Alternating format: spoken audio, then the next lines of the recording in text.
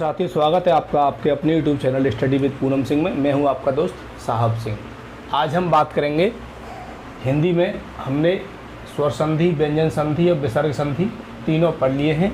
उसमें विसर्ग संधि के जो विशेष नियम हैं वो आज हम कराएंगे। उसके बाद जो विसर्ग संधि और व्यंजन संधि पे जो क्वेश्चन बचे हुए हैं जो कि अति महत्वपूर्ण हैं, उनको हम आज कराएंगे। ठीक है, तो चलिए हम देखते हैं। आज कुछ नया है, कुछ विशेष है, तो उस पर थोड़ा ध्यान दीजिएगा। तो ये हमने इसको टैग दिया है कि विशेष नियम। तो विशेष नियम में क्या है कि ये एक्सेप्शनल कह सकते हैं, इनको अपवाद कह सकते हैं। ये जो एग्जाम्पल हैं ये आपको मोस्टली एग्जाम में देखने को मिलेंगे। ठीक है, तो इसमें है नीरस। तो नीरस का जो संधि विच्छेद होगा वो नेह प्लस रस होगा, यानी ने के बाद विसर्ग आएगा।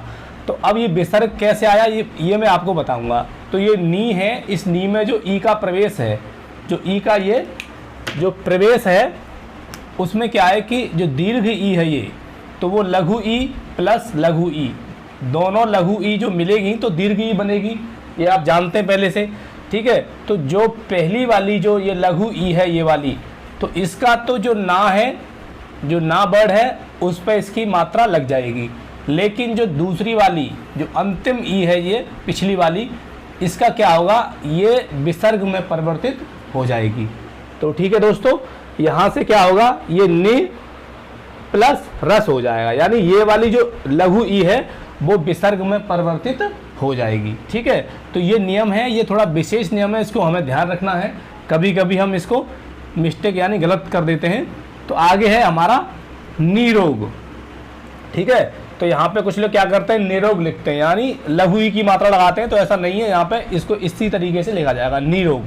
अब निरोग में क्या होगा कि जब हमने जो दीर्घ ई है इसको इधर से बताया था, तो ना पे क्या होगा कि ये लघु ई की मात्रा आ जाएगी और दूसरी जो लघु ई है वो विसर्ग में परिवर्तित हो जाएगी। ठीक है, प्लस ये आ जाएगा रोग यहाँ पर, तो इसका हो जाएगा निरोग का निह प्लस रोग। अब इसी तरीके से है नीरव, तो नीरव का भी नेह प्लस रब हो जाएगा। इसी तरीके से है निरंध्र। अब निरंध्र में क्या होगा, नेह प्लस रंध्र हो जाएगा। ठीक है, तो ये हमने आपको समझाया, शायद उम्मीद है कि आपको समझ में आया होगा अच्छे से। ठीक है, अगर फिर भी कोई समस्या है तो आप कमेंट में बता सकते हैं। ठीक है, तो मैं उसको रिपीट करूँगा। अब देखते हैं हम आगे।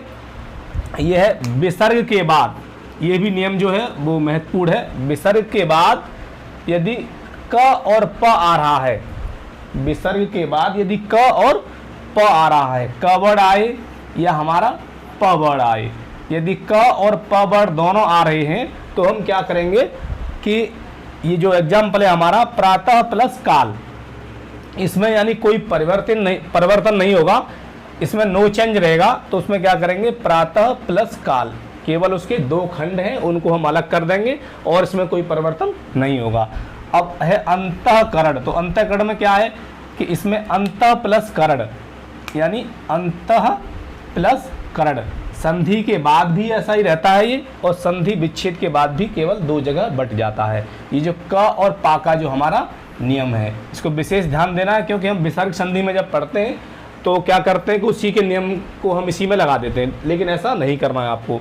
तो अंतःपुर, तो अंतः प्लस पुर, और चौथा है अधः पतन, तो इसको लिखेंगे अधः प्लस पतन। अब ये है दो नियम, यानी नमस्कार और पुरस्कार। ये भी है अपवाद है, ये एक्सेप्शनल केस हैं दोनों। ठीक है, जो अपवाद हैं उनको मैं विशेष तरीके से आपको बता रहा हूँ ताकि एग्जाम में आप गलती ना कर पाए। ठीक है, तो नमस्कार में क्या होता है, नमः प्लस कार, नमः प्लस कार। ठीक है, जो पहले नियम बताए मैंने, जो आपको जो ये दंते सा है वो विसर्ग में बदला था वहाँ पे, और मूर्धन्य सा है वो भी विसर्ग में बदला था, और तालव्य सा है वो भी विसर्ग में बदला था। तो उसमें क्या है, यहाँ पे नमः प्लस कार हो जाएगा। ठीक है, ये पुरस्कार है तो पुरः प्लस कार हो जाएगा। इन दोनों को विशेष ध्यान देना है आपको इसी तरीके से। ठीक है, ये तो यहाँ से आपकी जो विसर्ग संधि है वो एकदम समाप्त हो गई है। अब हम बात करेंगे, 10 क्वेश्चन है हमारे, अति महत्वपूर्ण है, थोड़ा इनको देख लेते हैं। उसके बाद हमारी संधि है वो समाप्त है। आगे हम अगली वीडियो में नया टॉपिक लेके आएंगे, तो चलिए इनको देखते हैं। क्वेश्चन नंबर 1 है, ऋग्वेद का संधि विच्छेद क्या है। ठीक है, तो ऋग वेद का संधि विच्छेद क्या है? ऑप्शन नंबर ए है ऋक प्लस वेद, ऑप्शन नंबर बी ऋ प्लस वेद, ऑप्शन नंबर सी ऋग प्लस वेद, ऑप्शन नंबर डी ऋ प्लस गवेद। ठीक है, तो इसका राइट आंसर होगा ऑप्शन नंबर ए यानी ऋक प्लस वेद। इसमें क्या हुआ है, जो गा है हमारा, प्रत्येक वर्ग का जो तीसरा वर्ड है, जो हमने पहले बता चुके हैं, प्रत्येक वर्ग का तीसरा जो वर्ड है वो प्रत्येक वर्ग के पहले वर्ड में बदल जाएगा। ठीक है, तो यहाँ पे बदल गया है, जो गा है वो हमारा पहले वर्ड में बदल गया है। ठीक है, तो इसका राइट आंसर होगा ऑप्शन नंबर ए। अब है क्वेश्चन, तच्छरण का सही संधि विच्छेद है। तो तच्छरण का सही संधि विच्छेद क्या है?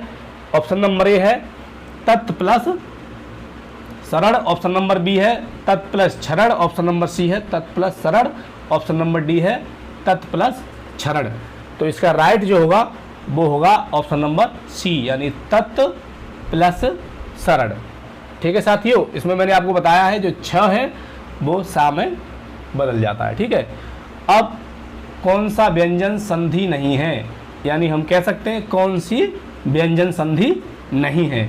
तो ऑप्शन नंबर ए उद्धरण, ऑप्शन नंबर बी वाग्जाल, ऑप्शन नंबर सी तद्धित, ऑप्शन नंबर डी रसायन। ठीक है, तो ये है ऑप्शन नंबर डी यानी ये हमारी व्यंजन संधि नहीं है। इसको कह सकते हैं रस प्लस अयम यानी लघु आ और लघु आ मिला के दीर्घ आ हो गया। ठीक है, तो दीर्घ संधि में आ गया ये, तो क्या है ये रसायन, यहाँ पे व्यंजन संधि नहीं है। अब बात करेंगे क्वेश्चन नंबर 4 की, पुनर्जन्म का संधि विच्छेद है। ऑप्शन नंबर ए पुनर् प्लस जन्म, ऑप्शन नंबर बी पुनः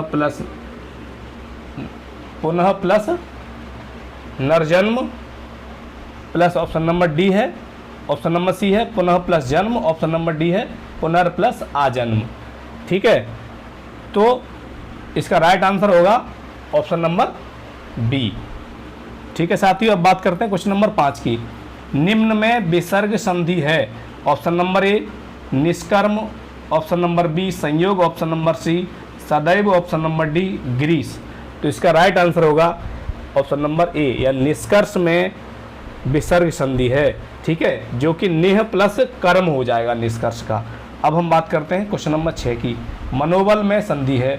ऑप्शन नंबर ए दीर्घ संधि, ऑप्शन नंबर बी स्वर संधि, ऑप्शन नंबर सी व्यंजन संधि, ऑप्शन नंबर डी विसर्ग संधि। तो इसका राइट आंसर होगा मनोबल में विसर्ग संधि है। ठीक है, जो कि अभी मैंने आपको पहले बताई थी लास्ट क्लास में।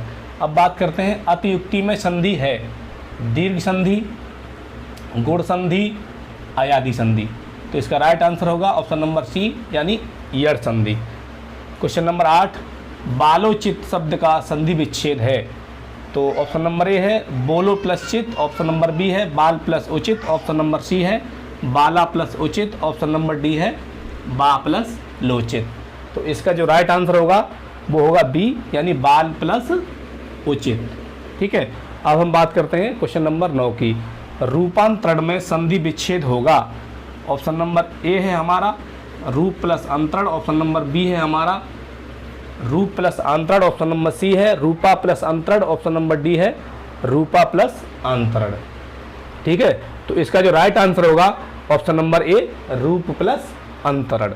ठीक है, अब लास्ट क्वेश्चन है हमारा क्वेश्चन नंबर 10। अब क्वेश्चन नंबर 10 की बात करेंगे, सच्छास्त्र का समुचित संधि विच्छेद है।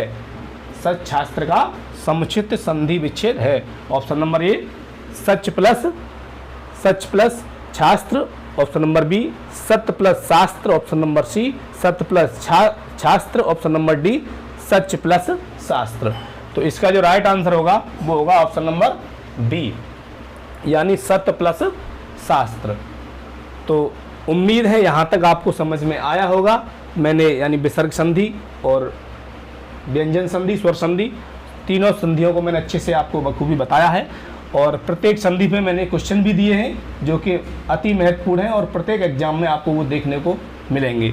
ठीक है, तो उम्मीद करता हूँ आपको अच्छा लगा है वीडियो, तो लाइक करें और शेयर करें और कमेंट करके ज़रूर बताएं कि वीडियो कैसा लगा और चैनल से जुड़ने के लिए चैनल को सब्सक्राइब ज़रूर करें। धन्यवाद साथियों।